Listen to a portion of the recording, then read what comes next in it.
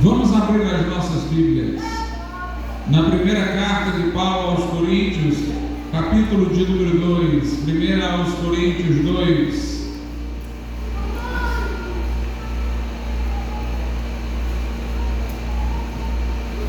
Vamos ler o versículo de número 2, primeira aos Coríntios, capítulo 2, e verso de número 2.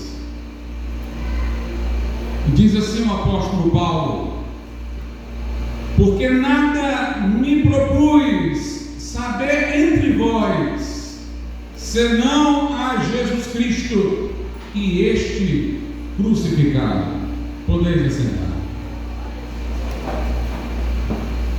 A Escritura Sagrada, irmãos, Velho e Novo Testamento, são orientadas numa direção só: a pessoa de Cristo, ao valor de seu sacrifício e a sua obra intercessória a favor daqueles que creem. Jesus uma vez disse assim às autoridades que o ouviam: examinai as Escrituras, porque julgais ter nelas a vida eterna, e são elas que de mim testificam. Jesus citou uma passagem de um salmo de Davi, que falava dele para que os seus ouvintes o decifrassem. E na verdade, meus irmãos, ele estava citando o salmo para que pudessem eles perceber que se tratava de Jesus, aquele de quem Davi falava. Ele iniciou o seu ministério, Jesus, numa sinagoga, lendo o texto que em nossa Bíblia está no livro do profeta Isaías, no capítulo 61, é um texto messiânico, e dizendo que aquela escritura havia se cumprido aos ouvidos dos que ali estavam, porque o próprio de quem Isaías falava estava ali. Jesus uma vez disse, lá em João 5, se vocês crescem em Moisés, creriam em mim, porque Moisés testemunhou a favor de mim. Se nós examinarmos no Gênesis, nós temos a promessa messiânica de que da descendência da mulher viria aquele que esmagaria a cabeça da serpente. Jesus está reunido ao Pai e ao Espírito Santo na criação do mundo, do homem. Façamos no plural, Pai, Filho e Espírito Santo, o homem conforme a nossa imagem e a nossa semelhança. Jesus está representado no livro de Êxodo, do Cordeiro Pascual, o Cordeiro sacrificado por ocasião da libertação dos judeus do Egito. Também Moisés no Pentateuco disse: Deus suscitará dentre vós um profeta como eu. No Gênesis, Jesus está representado em inúmeros sacrifícios de animais que foram feitos, representativos do seu próprio. A profecia sobre a tribo de Judá, da qual viria o cetro, o governo, referindo-se a Davi, mais especificamente ainda a Jesus. Lá nós temos a promessa que Deus fez a Abraão, de que por meio de sua semente seriam abençoadas as famílias da terra. Jesus é o assunto do livro de Salmos. O salmista, em seus próprios sofrimentos, mostrou profeticamente os sofrimentos do Messias, lá na cruz do Calvário. Em Provérbios, Jesus é a sabedoria. Em Cantares é o noivo da igreja de Israel. Lá em Eclesiastes, Jesus também é representado como a sabedoria divina. Esté é um livro que mostra a preservação dos judeus para que o Messias pudesse vir de Israel e esta nação não fosse extinta antes. Assim como os livros de 1 e 2 Samuel, 1 e 2 Reis mostram como Deus escolheu a linhagem de Davi e preservou-a, fazendo por meio dela a promessa do Messias, que viria da descendência de Davi. Isaías fala dos sofrimentos de Jesus Cristo e de seu sacrifício expiatório com detalhes. Nos profetas, Jesus é chamado o desejado das nações, o servo sofredor, o rei que há de vir, o pastor, o descendente de Davi. Nos evangelhos, em Mateus, ele é o rei prometido a Israel. Em Marcos, ele é o servo. Em Lucas, é o homem ideal. Em João, é o verbo que se fez carne. No livro de Atos, Jesus é o doador do Espírito Santo. Nas epístolas, é o cabeça do corpo. E no Apocalipse, é o alfa e o ômega, o primeiro e o último, o princípio e o fim. Jesus é o assunto da Bíblia toda. Toda a Bíblia é para dar testemunho da pessoa de Jesus. E quando Paulo escreve a carta aos Efésios, ele fala muito da igreja, embora seja uma carta breve, mas é uma daquelas em que Paulo fala muito acerca da igreja. Não a igreja como uma instituição que esteja com alguma sede aqui na terra. Não a igreja, um prédio com as suas 4 paredes. Não a igreja do ponto de vista organizacional, mas da igreja como um corpo místico de Jesus, do qual todos nós, como crentes, somos membros, independentemente do lugar geográfico em que estivermos, independente da congregação em que frequentarmos. Se nós tivemos a experiência de salvação do novo nascimento, pelo Espírito Santo fomos enxertados no corpo de Cristo, e Jesus é o cabeça deste corpo. Note, quando a Bíblia fala de igreja no singular, não as igrejas de Éfeso, de Filadélfia, de Laodiceia, que são comunidades organizadas, quando ela fala da igreja no singular, as portas do inferno não prevalecerão contra a igreja. Ela está falando do corpo místico de Jesus. Inclusive, o par de oposição é esse: está em Adão ou está em Cristo. Antes da nossa conversão, nós somos apresentados na linguagem bíblica como estando em Adão. Nós temos Adão por cabeça, e por isso estamos sob a maldição que acompanha o cabeça da raça humana, que é Adão. A ele estamos vinculados por laços sanguíneos, por descendência física, mas quando nós nascemos de novo, não da carne ou do sangue, não fisicamente, mas espiritualmente, de Deus, nós estamos associados a Jesus Cristo como nosso cabeça. Nesse aspecto, a igreja, enquanto corpo místico, está oposta à humanidade em Adão. O crente é descrito agora como aquele que está em Cristo e é uma nova criatura.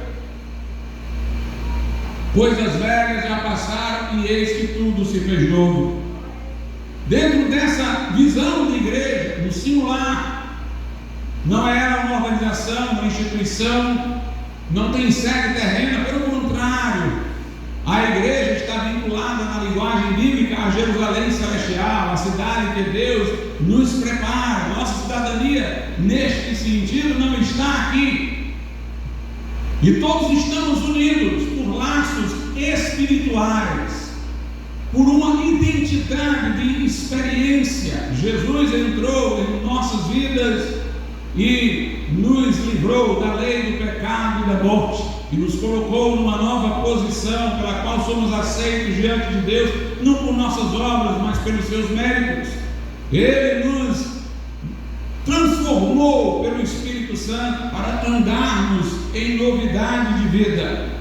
A igreja, desta forma descrita, é invisível, ela não tem localização, por isso que ela é chamada de igreja de Deus em Cristo. Ela não é a igreja em Éfeso, em Laodiceia, é a igreja localizada em Cristo. Jesus passa a ser uma localização, obviamente de maneira espiritual. Assim como nós, quando antes estávamos em Adão, não precisávamos dizer eu estou em Adão, Adão está lá não sei aonde. Não, era uma associação com a condição de Adão e agora estamos associados com os benefícios da obra de Cristo.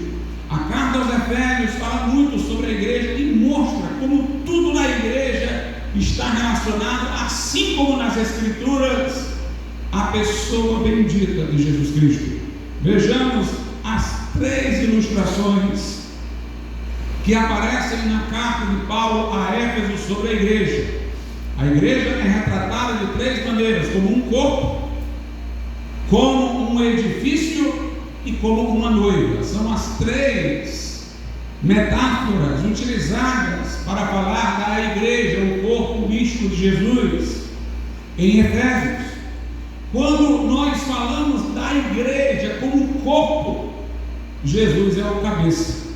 Efésios 1, a partir do versículo de número 20, fala do poder de Deus que manifestou em Cristo, ressuscitando-o dentre os mortos e pondo-o à sua direita nos céus, acima de todo principado e poder e potestade, domínio e de todo nome que se nomeia. Jesus está acima de todo nome que se nomeia, não só neste século, mas também no vindouro, e sujeitou todas as coisas a seus pés, e sobre todas as coisas o constituiu, note, como cabeça da igreja, que é o seu corpo, a plenitude daquele que cumpre tudo em todos. Então a igreja é representada aqui como um corpo místico, do qual o seu cabeça é Cristo, que agora está à direita do Pai, no céu, acima de todo principado e potestade, acima de todo nome que se nomeia no presente século e no vindouro. A Bíblia não faz alusão em nenhum momento a que a igreja tenha um outro cabeça, um cabeça visível, humano. Pelo contrário, é sempre mantida a ideia de que Jesus Cristo é com exclusividade o cabeça do corpo da igreja. Nós temos em Efésios 2 uma alusão à igreja como edifício. Eu vou começar a partir do verso 11. Portanto, lembrai-vos, Efésios 2:11, de que vós, noutro tempo, éreis gentios na carne, ou seja, nós éramos dos povos com os quais Deus não estava em aliança. Os judeus chamavam os outros povos, os povos que não eram de Israel, de gentios. Eram os povos com os quais Deus não tinha feito aliança. Deus tinha feito aliança com Israel. Portanto, lembrai-vos de que vós, no outro tempo, erais gentios na carne, e chamados incircuncisão, ou seja, nós não tínhamos um rito que todo judeu ao 8º dia de nascimento tinha como símbolo da aliança que Deus celebrara com este povo por meio de Abraão. Nós éramos sem este rito, incircuncisos, e chamados incircuncisão pelos que na carne, ou seja, os judeus, se chamam circuncisão feita pela mão dos homens, que naquele tempo estavam sem Cristo. Nós estávamos separados da comunidade de Israel e estranhos às alianças da promessa, não tendo esperança e sem Deus no mundo. Mas agora, em Cristo Jesus, vós que estáveis longe, já pelo sangue de Cristo chegastes perto. Jesus não morreu exclusivamente pelos judeus, mas por todos os homens, e por meio do sangue de Cristo somos reconciliados com Deus. Nós que estávamos fora das alianças de Deus com Israel, agora por meio do sangue de Jesus chegamos perto, convertendo-nos a Cristo. Verso 14, porque Ele, Jesus, é a nossa paz, o qual de ambos os povos, quer dizer, judeus e gentios, fez um. Ele juntou judeus e gentios que nele creram em um só povo, um só corpo, a igreja, o corpo místico, e derrubando a parede de separação que estava no meio, na sua carne desfez a inimizade entre judeus e gentios, isto é, a lei dos mandamentos, que consistia em ordenanças para criar em si mesmo, dos dois, judeus e gentios, um novo homem, fazendo a paz, e pela cruz reconciliar ambos com Deus, judeus e gentios, em um corpo, matando com ela as inimizades. E vindo ele, evangelizou a paz a vós que estáveis longe, nós que não éramos judeus, e aos que estavam perto, aos judeus, porque por ele ambos, judeus e gentios, que cremos, temos acesso ao Pai em um mesmo Espírito. Nós só temos acesso a Deus por meio de Jesus, na pessoa do Espírito Santo que agora habita em nós.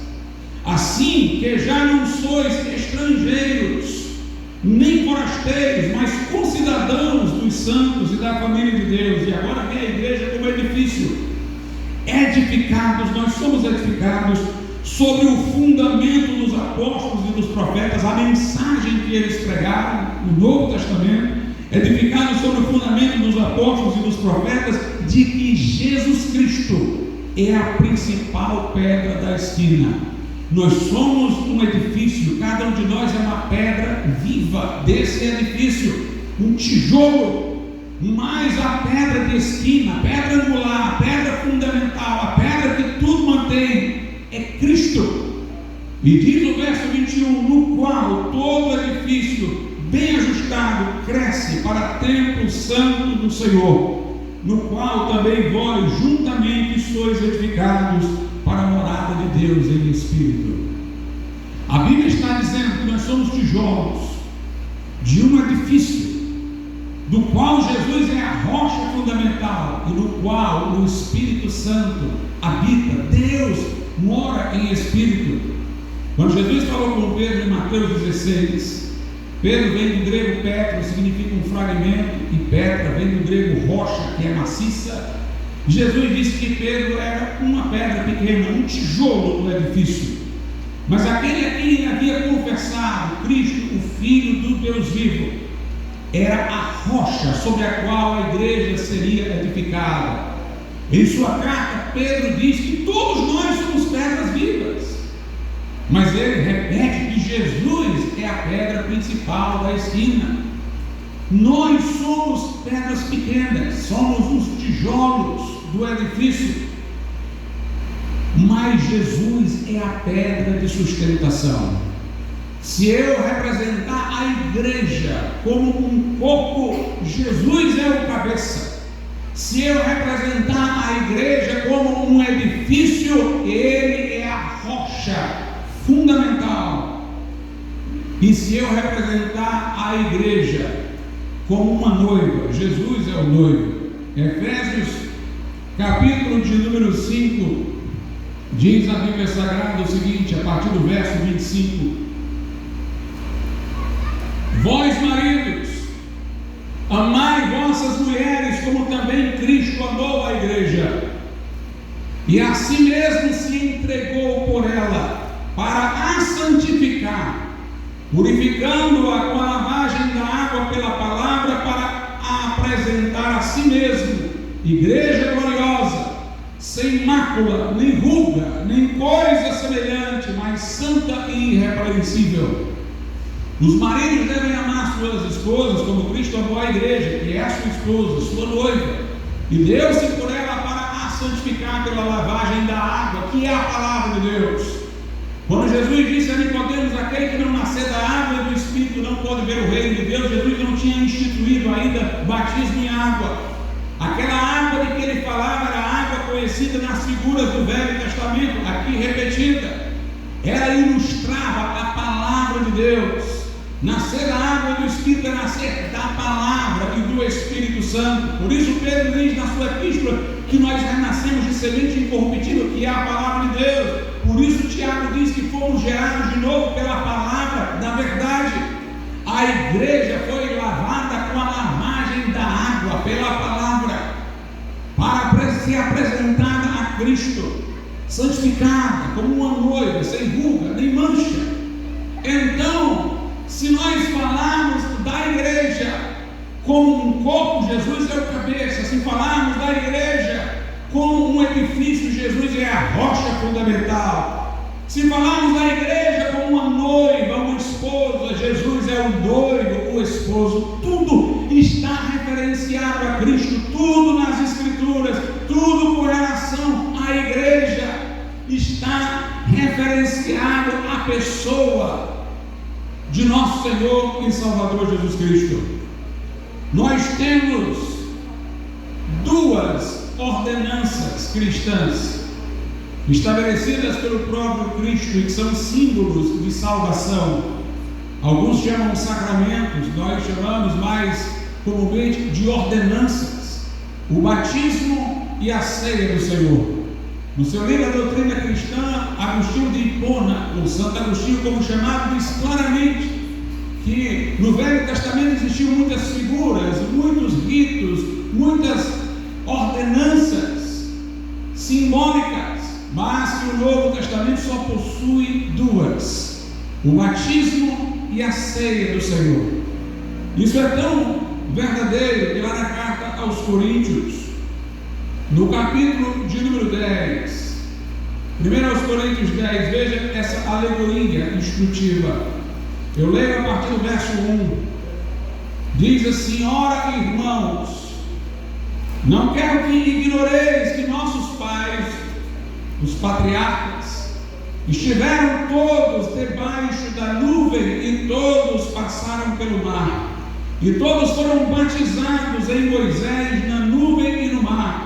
E todos comeram de uma mesma comida espiritual. E beberam todos de uma mesma bebida espiritual. Porque bebiam da pedra espiritual que os seguia. E a pedra era Cristo. Mas Deus não se agradou da maior parte deles. Por isso foram prostrados no deserto. E estas coisas foram feitas em figura, para que não cobicemos as coisas más, como eles cobiçaram. E no verso 11 novamente: ora, todas estas coisas lhes sobrevieram como figura, e estão escritas para aviso nosso, para quem já são chegados os fins dos séculos. Paulo fala uma coisa sobre Israel, mas ele quer tomar o que ele fala sobre Israel como uma figura, para nos dar lições didáticas a nós que não somos Israel, somos a igreja. E note como ele caracteriza os judeus para assemelhá-los aos cristãos. Ele diz que os judeus, quando saíram do Egito, passaram por um batismo. Então ele considera figurativamente aquela passagem pelo Mar Vermelho como uma ilustração de batismo, porque ficou paredão de água de um lado, paredão de água do outro, e uma nuvem ficou por cima. Eles ficaram totalmente imersos, portanto, dentro daquilo ali. Foram batizados em Moisés, na nuvem e no mar.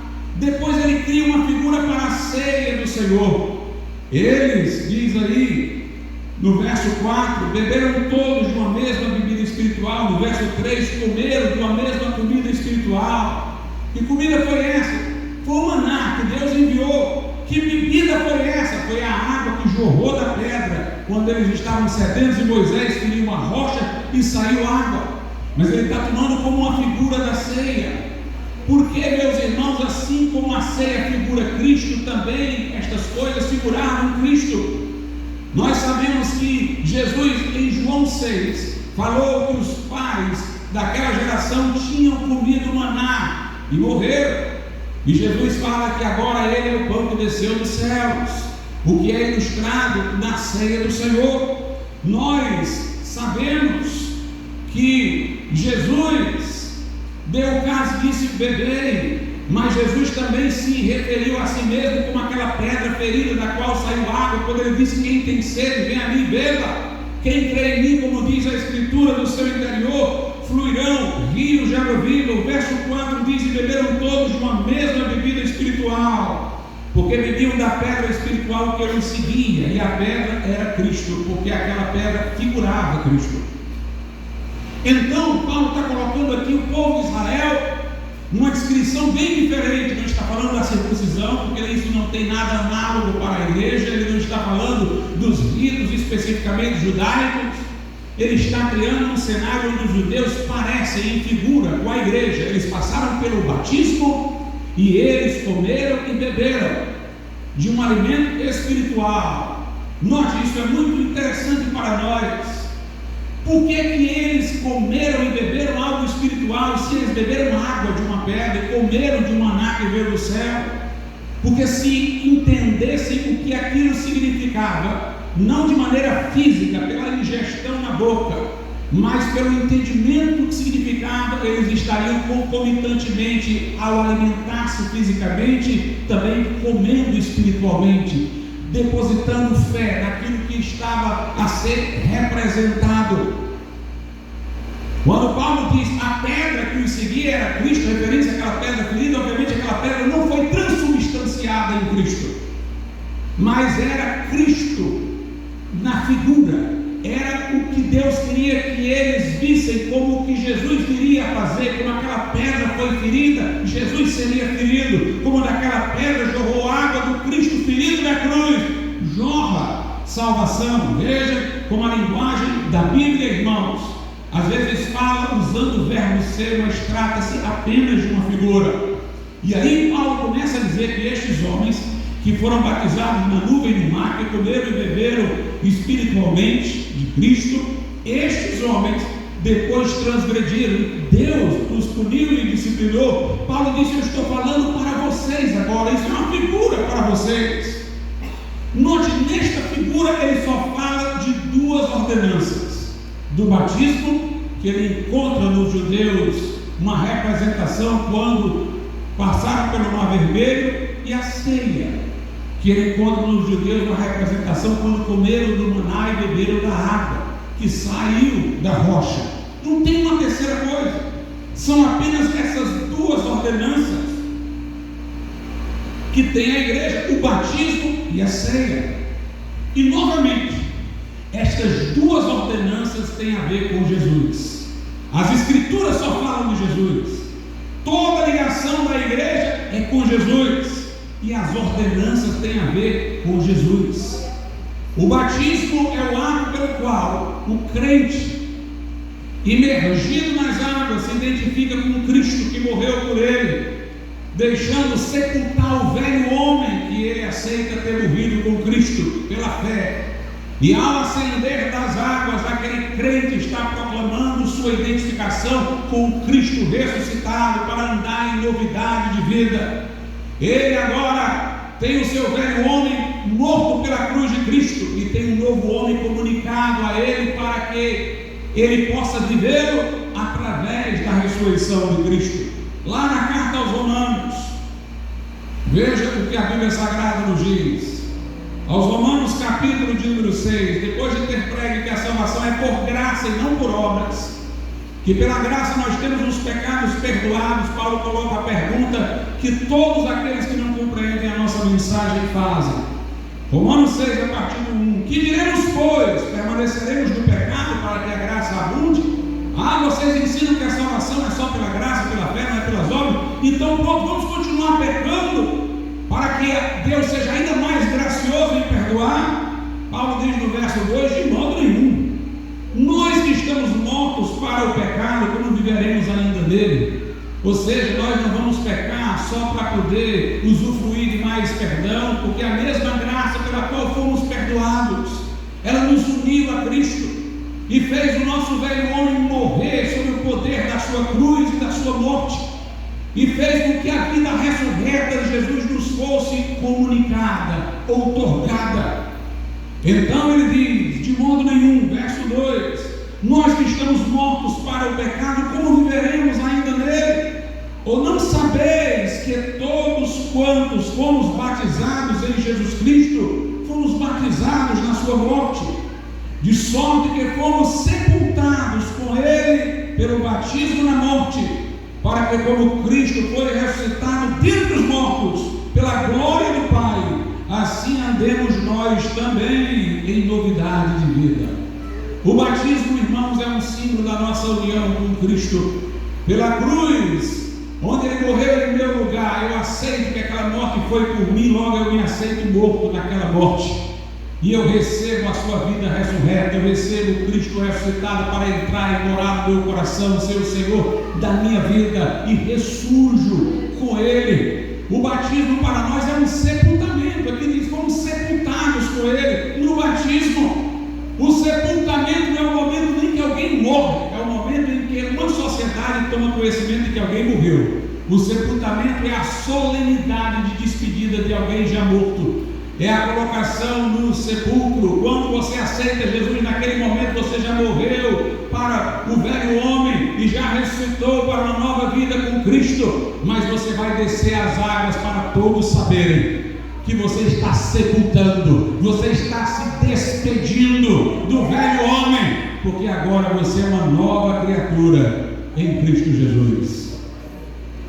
E a ceia do Senhor, quando comemos do pão e bebemos do cálice, está toda ligada a Cristo. 1 Coríntios 11, diz assim a palavra de Deus, 1 Coríntios capítulo de número 11, versículo 26.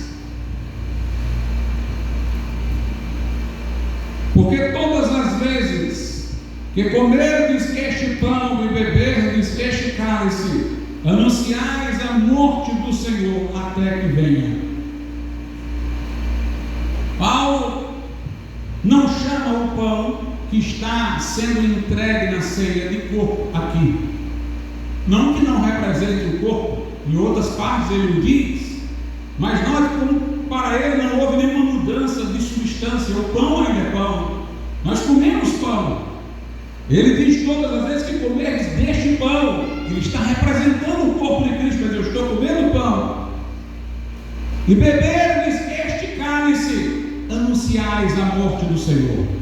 A morte do Senhor não está acontecendo durante a ceia, não está sendo renovada, não está sendo atualizada, está sendo anunciada.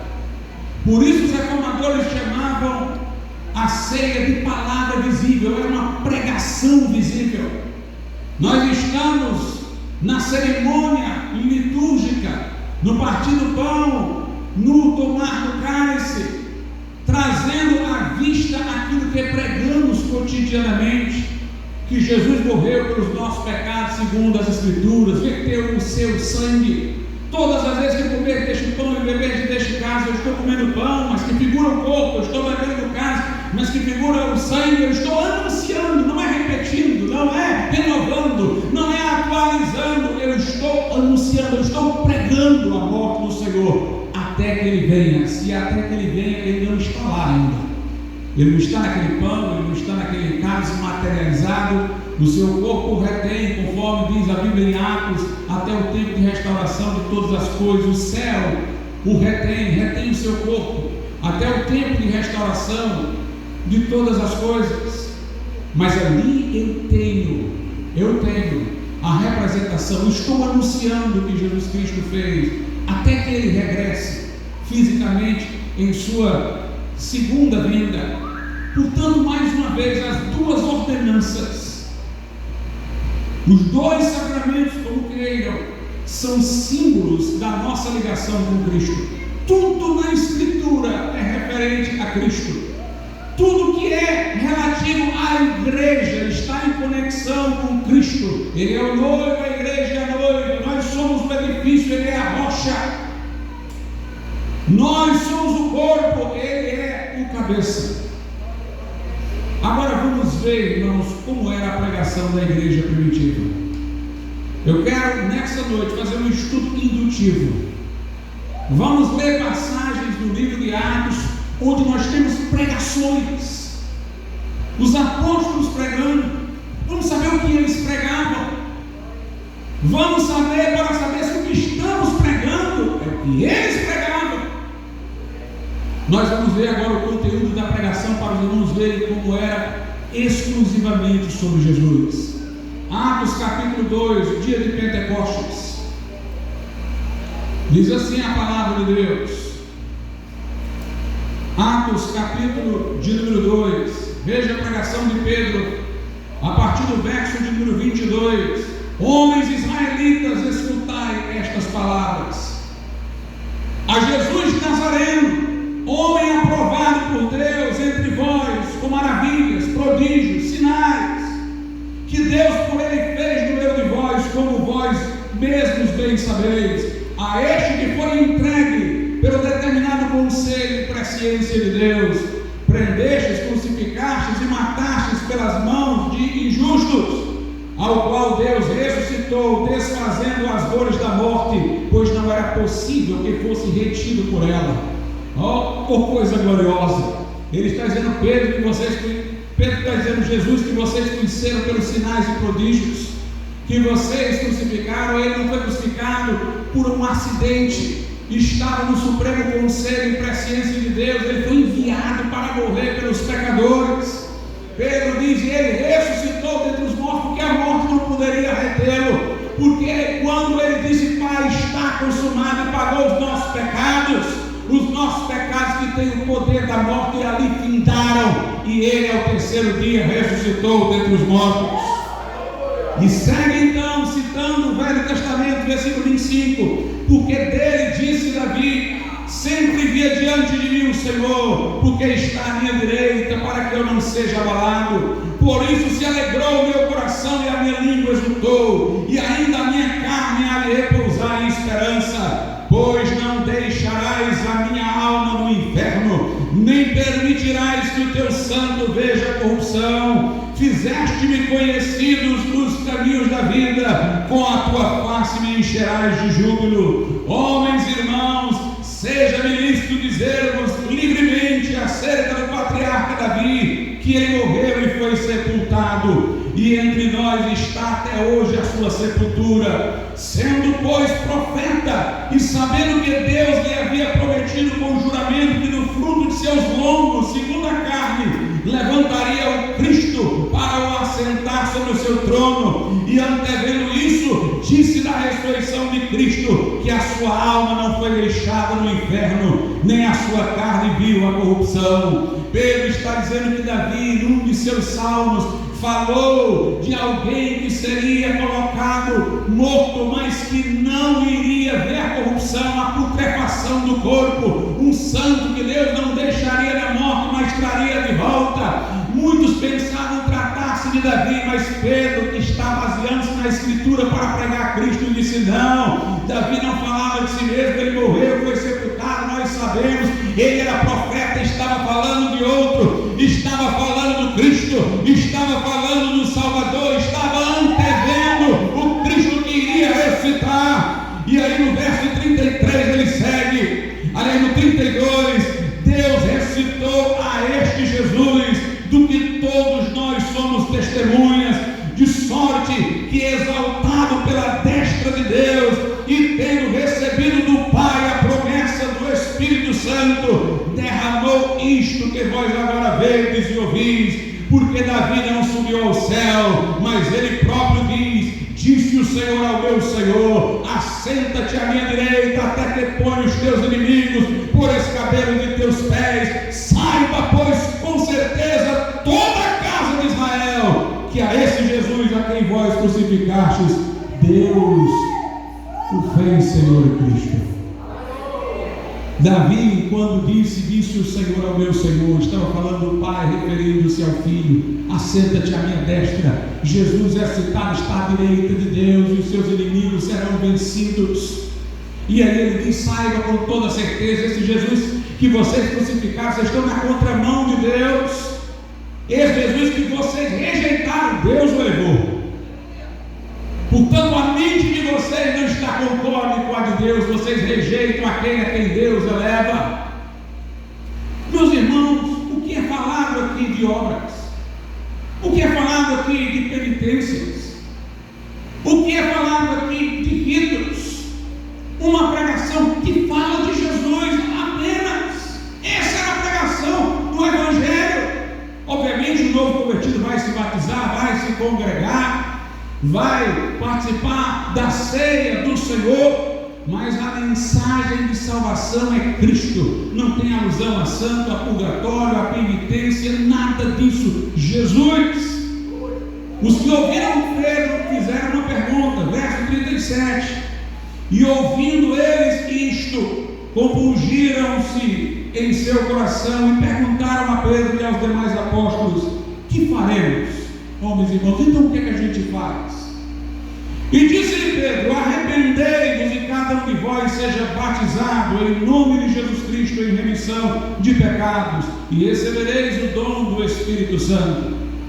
Pedro diz que eles devem se arrepender e confessar o nome de Jesus Cristo para que sejam batizados, e vão ter a remissão de pecados e receber o dom do Espírito Santo. É interessante, irmãos, que Pedro diz que eles vão se batizar em remissão de pecados, já estariam com os pecados remitidos ao serem batizados. E a remissão de pecados aqui está associada ao arrependimento e ao nome de Jesus. O mesmo Lucas que escreveu Atos, no final do Evangelho, diz que Jesus apareceu aos discípulos e disse a eles que eles iriam pregar o arrependimento em seu nome e a remissão de pecados em todas as nações. O que traz o perdão de pecados é o arrependimento e a fé no nome de Jesus. Pedro disse àquelas pessoas: se arrependam, confessem o nome de Jesus para o batismo. E no nome de Jesus, através do arrependimento, vocês terão a remissão de pecados e recebereis o dom do Espírito Santo. Veja o que aconteceu, verso 41, de sorte que foram batizados que de bom grado receberam a sua palavra. E naquele dia agregaram-se quase 3.000 almas. O batismo. Agora veja o 42. E perseveravam unânimes na doutrina dos apóstolos e na comunhão e no partir do pão, a ceia e nas orações. Eles ouviram a mensagem cristocêntrica, se arrependeram, confessaram o nome de Jesus, foram batizados, passaram a estar numa comunidade onde estavam participando do partir do pão. Não há mais nenhum sacramento. Se fala aqui do batismo e do partir do pão. Vamos ver o que Pedro diz em Atos, no capítulo de número 4. Novamente nós vemos uma pregação de Pedro, Atos 4, a partir do verso 8. Então Pedro, cheio do Espírito Santo, lhes disse: principais do povo e vós, anciãos de Israel, visto que hoje somos interrogados acerca do benefício feito a um homem enfermo e do modo como foi curado, seja conhecido de vós todos e de todo o povo de Israel, que em nome de Jesus Cristo Nazareno, aquele a quem vós crucificastes e a quem Deus ressuscitou dentre os mortos, em nome desse é que este está são diante de vós, o corpo que fora curado. Pedro diz: ele é a pedra que foi rejeitada por vós, os edificadores, a qual foi posta por cabeça de esquina, e em nenhum outro há salvação, porque também debaixo do céu também outro nome não há, dado entre os homens, pelo qual devamos ser salvos. Note, irmãos, essa era a pregação. Pedro falava da cruz, Pedro falava que Jesus era a pedra, Pedro falava que nenhum outro havia salvação. Não tem outra coisa. Esta é a mensagem simples do Evangelho. Ainda em Atos 4, veja aí a partir do versículo de número 17. Mas para que não se divulgue mais entre o povo, ameacemos-los. São as autoridades dizendo que vão ameaçar para que eles parem de pregar. Rigorosamente, para que não falem mais nesse nome a homem algum. E chamando-os, disseram-lhes que absolutamente não ensinassem no nome de Jesus. Note, eles falavam de Jesus só. Por isso a ameaça foi concernente apenas à alusão à pessoa de Jesus. Respondendo, porém, Pedro e João lhes disseram: julgai vós se é justo diante de Deus ouvir-vos antes a vós do que a Deus. Em Atos 5 tem uma passagem semelhante, versos 28, 29 e seguintes, dizendo, mais uma vez as autoridades ameaçando: não vos admoestamos nós expressamente que não ensinasse nesse nome, e eis que encheste Jerusalém dessa vossa doutrina, e quereis lançar sobre nós o sangue desse homem. Porém, respondendo Pedro e os apóstolos disseram: mais importa obedecer a Deus do que aos homens. O Deus de nossos pais ressuscitou a Jesus, ao qual vós matastes, suspendendo-o no madeiro. Deus com sua destra, ou seja, a sua direita, o elevou a príncipe salvador, para dar a Israel o arrependimento e a remissão de pecados. Veja como a remissão de pecados não se associa ao batismo, mas ao arrependimento e à fé. E ele diz no verso 32: e nós somos testemunhas acerca destas palavras, nós e também o Espírito Santo que Deus deu àqueles que lhe obedecem. Essa é a mensagem da igreja primitiva. A mensagem cristocêntrica. Lá em Atos dos Apóstolos, ainda, nós temos o seguinte, mais adiante, agora vamos ver que o apóstolo Paulo, lá em Atos, no capítulo de número 16, Paulo e Silas estão, irmãos, no cárcere, louvando, orando, e o poder de Deus se manifesta, e as estruturas daquele cárcere são balançadas. O carcereiro pensa que os presos fugiram, teme ser torturado pelos romanos, quer se matar. Mas veja o que acontece, Atos 16, a partir do 29. E pedindo luz, o carcereiro saltou dentro e todo trêmulo se prostrou ante Paulo e Silas.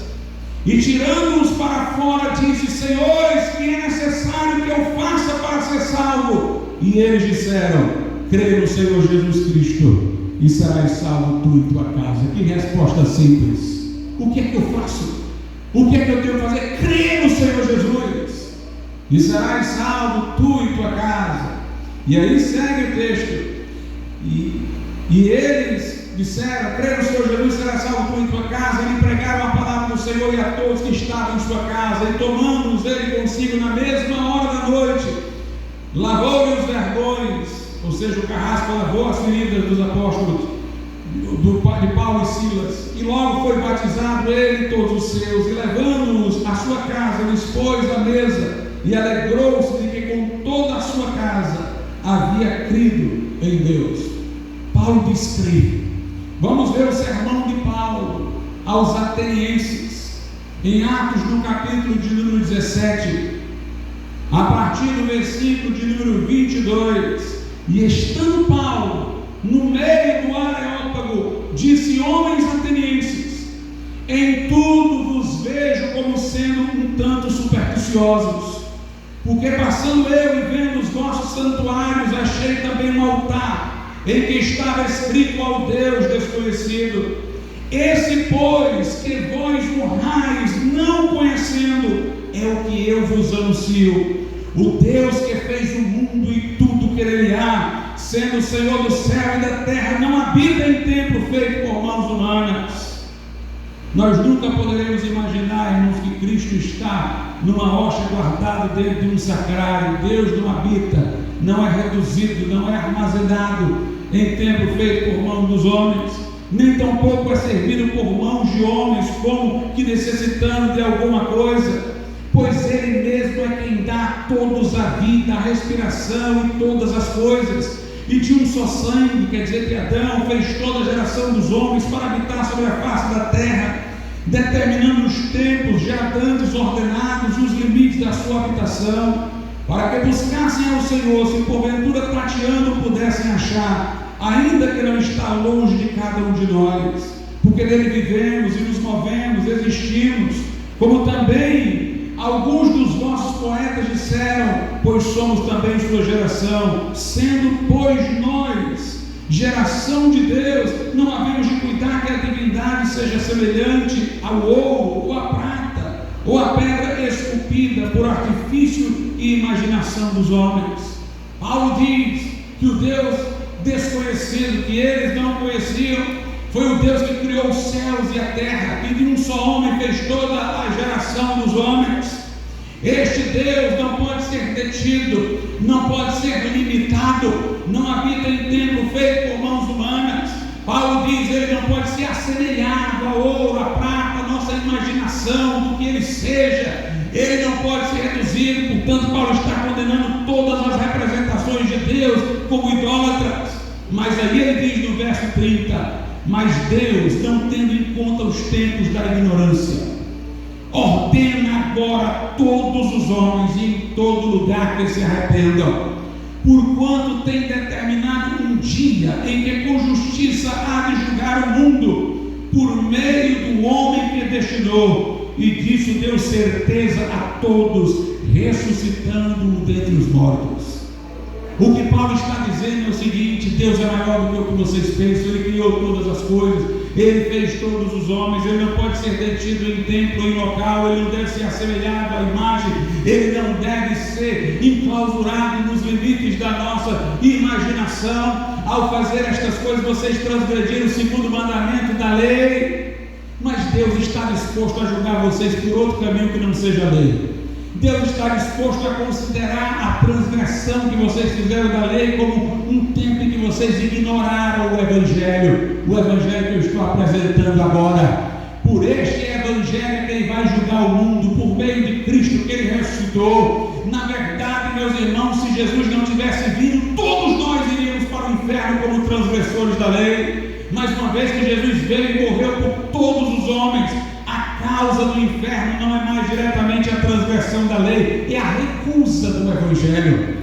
Porque agora você tem uma porta, você tem um caminho. Paulo diz: Ele não vai nos julgar pela lei não escaparia ninguém. Ele vai nos julgar pelo varão que Ele enviou e que ressuscitou dentre os mortos. Se arrependam, creiam nele, é o que Paulo está dizendo. Deus está disposto a esquecer o que vocês fizeram antes de transgredirem a lei, na ignorância do Evangelho. Mas eu estou apresentando o caminho. Se arrependam, creiam, porque a base do julgamento futuro vai ser a pessoa de Jesus. Este é um Evangelho simples, irmãos, cristocêntrico, só isso. Creia no Senhor Jesus, se arrepende, creia, entrega a vida a Ele. Tem uma passagem que muita gente interpreta erroneamente. Está em João 20, 23. Quando Jesus é citado, aparece aos discípulos e diz: aqueles a quem vocês atribuíram perdão de pecados serão perdoados. Aqueles de quem vocês retiverem o perdão será retido. Tem gente que acha que isso tem a ver com alguma coisa de confessionário. Nada mais ilógico, irmãos, porque está falando aí de atribuir perdão ou reter, mas não está falando de confissão. Jesus não está dizendo que as pessoas vão confessar para vocês, em nenhum momento Ele diz isso. Ele não está dizendo que as pessoas vão confessar para aquelas pessoas. Aliás, aqueles a quem Ele dirigiu estas palavras, nem todos eram apóstolos. Cruzando o Evangelho de João com Lucas, estavam aí 10 apóstolos. Judas tinha traído e Tomé tinha saído. E tinham chegado os 2 discípulos de Emaús e estavam contando suas histórias. Jesus está falando a 10 apóstolos e a 2 discípulos de Emaús, leigos, homens comuns. E Jesus está dizendo a eles, porque a todos nós incumbiu de pregar o Evangelho, não só a pastores, aqueles a quem vocês atribuírem o perdão, tem perdão. Aqueles de quem vocês retiverem perdão, está retido. Mas Ele não está mandando ninguém confessar os pecados a estes homens. Ele está dizendo que quem prega o Evangelho tem autoridade para dizer o que Paulo está dizendo aqui. Deus não leva em conta o tempo da ignorância. Eu asseguro a vocês que se vocês se arrependerem, serão perdoados. Eu asseguro que se vocês não crerem, não serão perdoados. Todo pregador do Evangelho tem esta autoridade. Que faremos, varões e irmãos? Pelo que se arrependermos, confesse o nome de Jesus Cristo para batismo, e vocês terão remissão de pecados.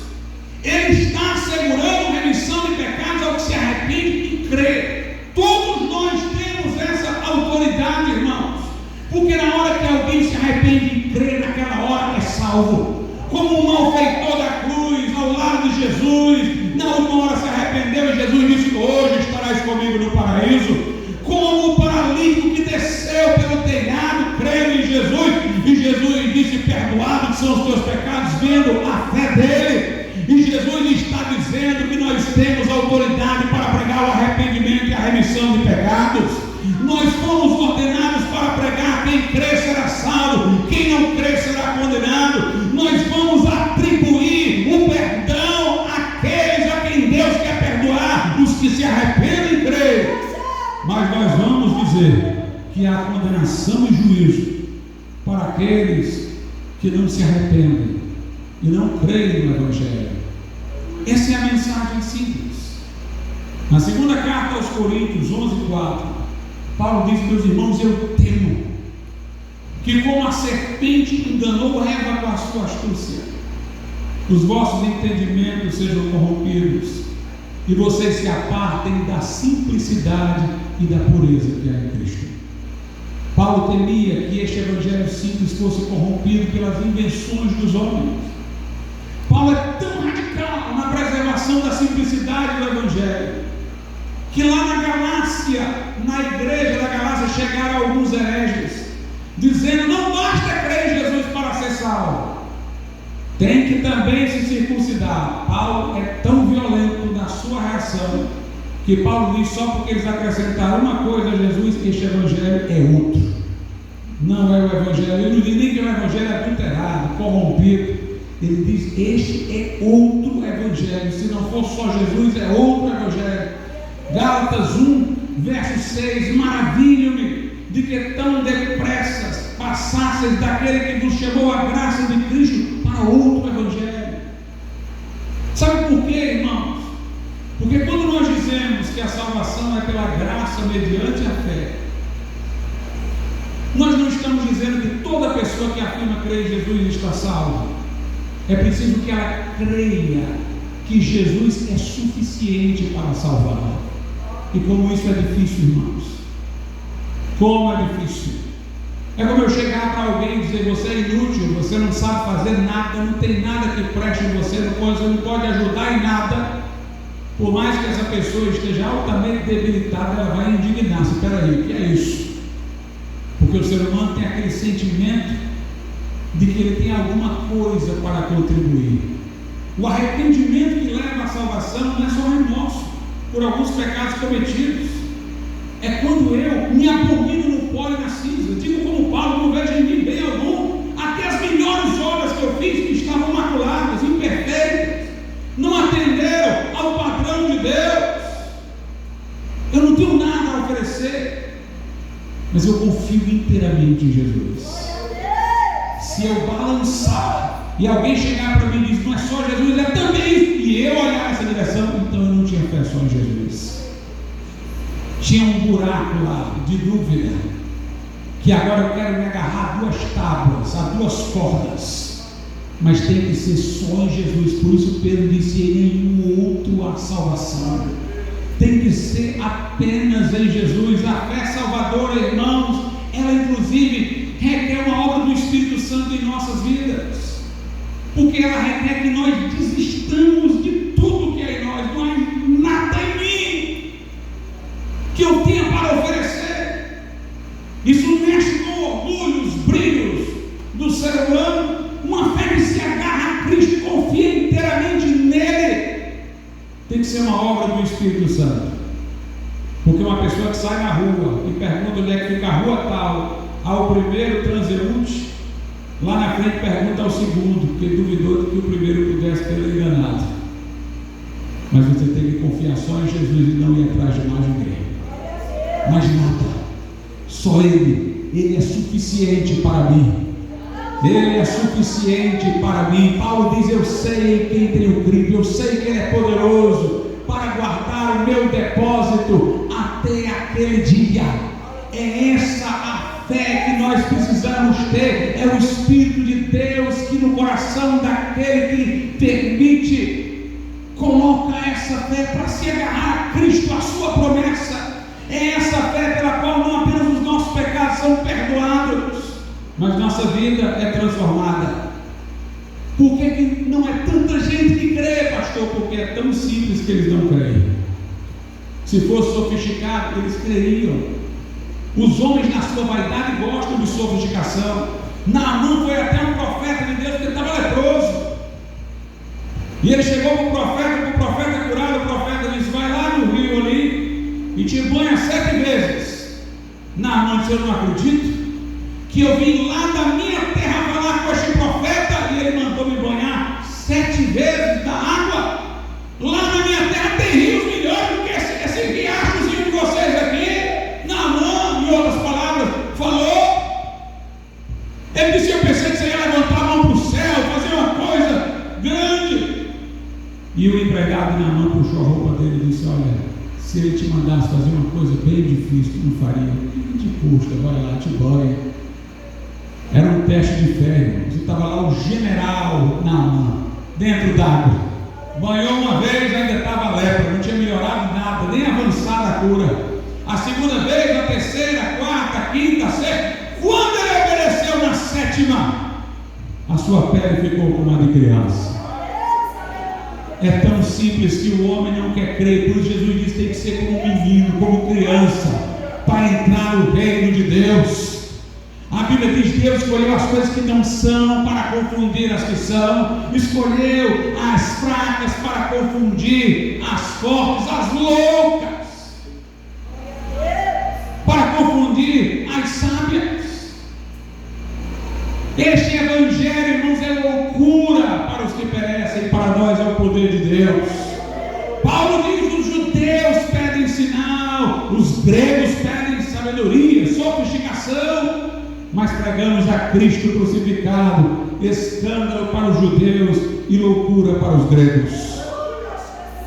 Eu vejo que a coisa está errada quando eu vejo muitas vezes gente debater religião e salvação, e está lá a pessoa, porque Aristóteles, porque substância, acidente. Eu gosto de filosofia, irmãos, mas aqui não tem filosofia desse tipo, não tem sofisticação. Aqui tem um evangelho simples. Você usa filosofia, pastor, uso para baixar a guarda dos filósofos, para depois pregar essa mensagem bem simplesinha para ele. Eu uso na apologética a filosofia para derrubar a filosofia, para tirar as barreiras dele, mas depois do que eu prego para ele é só isso. É bem simples. Essa mensagem não tem sofisticação. Os pescadores da Galileia não leram sobre Sócrates em Platão, não leram Aristóteles. O carpinteiro, irmãos, falou para gente simples. Essa mensagem é direta, é simples. Quando alguém precisa dessa sofisticação intelectual para falar, está errado. Eu debato filosofia, direito, sociologia, tenho a minha formação, mas quando eu estou com o livro na mão aqui, irmãos, eu sou criança. Tudo que eu penso, acho, toda a minha cultura fica de lado. Aqui só tem uma coisa: está escrito. E o que está escrito aqui é bem simples. Paulo diz na primeira carta aos Coríntios 1, versículo de número 18, porque a palavra da cruz é loucura para os que perecem, mas para nós que somos salvos é o poder de Deus. No verso 17 ele diz: porque Cristo enviou-me não para batizar, mas para evangelizar, não em sabedoria de palavras, para que a cruz se não faça vã. Ou seja, eu não preciso de sofisticação. Se eu sofisticar, eu vou anular a cruz de Cristo. Paulo diz aqui em 1 Coríntios 2:2, o texto de origem dessa pregação: porque nada me propus saber entre vós, senão a Jesus Cristo e este crucificado. Mas no verso 1 ele diz: e eu, irmãos, quando fui ter convosco, anunciando-vos o testemunho de Deus, não fui com sublimidade de palavras ou de sabedoria. No verso 4 ele diz: a minha palavra e a minha pregação não consistiram em palavras persuasivas de sabedoria humana, mas em demonstração do Espírito e de poder, para que a vossa fé não se apoiasse em sabedoria dos homens, mas no poder de Deus. É só isso. Não tem malabarismo. Nós aqui não vamos enveredar, irmãos, por esses caminhos de sofisticação. Ele só começa quando a pessoa quer fugir da Bíblia. Aí vão dizer que tem santos lá no céu intercedendo por nós, mas a Bíblia não fala disso em momento algum. O livro de Salmos contém orações a Deus, diretas a Deus. As orações do Novo Testamento, diretas a Deus. Jesus: quem pediu ao Pai em meu nome, eu farei. Mas aí eles vão dizer: não, mas quando os santos intercedem lá, é Jesus que intercede, porque eles estão ligados ao corpo de Cristo. Aí começa a substância, acidente, não sei o que mais lá. Eu não quero saber disso, irmãos. Quem está lá no céu está descansando, então o céu não é céu. Se estivesse afligindo com o que está acontecendo aqui, então não existe esperança em ir para o céu. Quem está lá no céu não é onisciente, não é onipresente para ouvir tudo quanto é oração. E não me venham dizer, como alguém já me disse: não, Deus ouve a oração, diz para ele, depois ele intercede. Não existe esse ping-pong no céu, não está lugar nenhum da Bíblia isso daí. É só aceitar o que está escrito, irmãos. Essa é a simplicidade do Evangelho, sem sofisticação.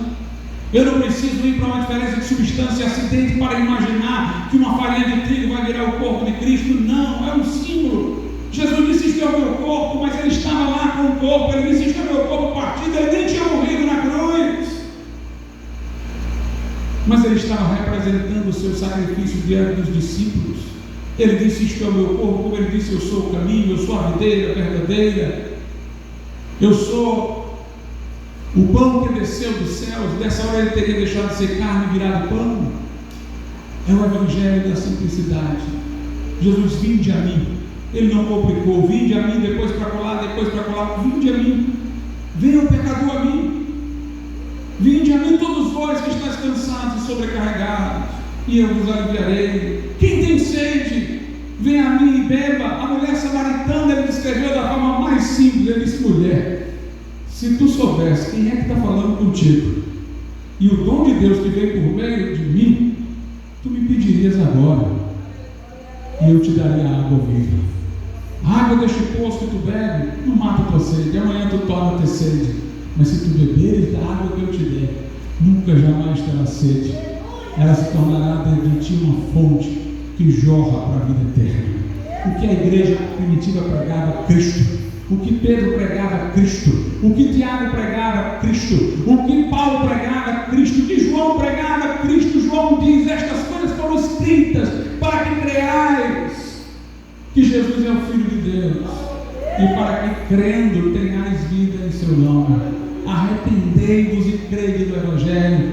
O pecado já foi pago, a dívida já foi quitada, o sangue já foi vertido, o véu já foi rasgado, a fonte já está aberta. Como diz lá no Apocalipse: agora quem quiser venha e beba de graça da água da vida. Vamos se perguntar.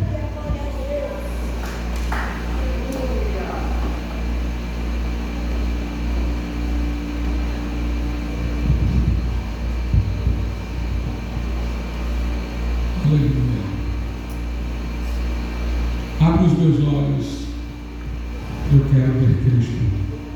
Estender minhas mãos em fé, e tocar em suas vestes. Abre os meus ouvidos para escutar-te.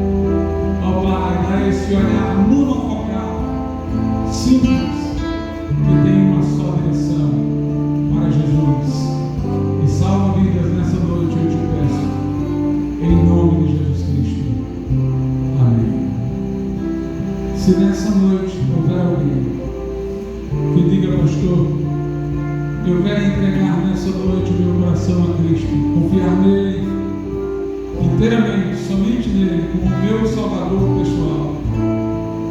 Onde você estiver, levante sua mão, como eu estou fazendo aqui no meu lugar, e nós vamos orar por você. Se houver alguém que, conhecendo a palavra, está distante, quer se reconciliar com o Salvador nessa noite, saia de onde você estiver, vem aqui à frente. Nós vamos orar pela tua vida nessa hora.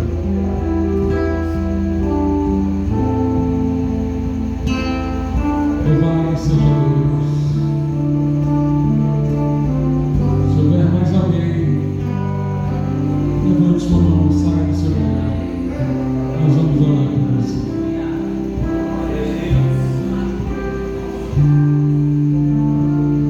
Soberano e altíssimo Deus, nosso Pai, nós te louvamos pela vida do nosso irmão, Senhor, que vem neste ato público, ó meu Deus, mostrar arrependimento dos pecados, da distância de Ti, e vem, meu Deus, se comportar no abrigo da Tua graça, no único e todo suficiente Salvador Jesus Cristo.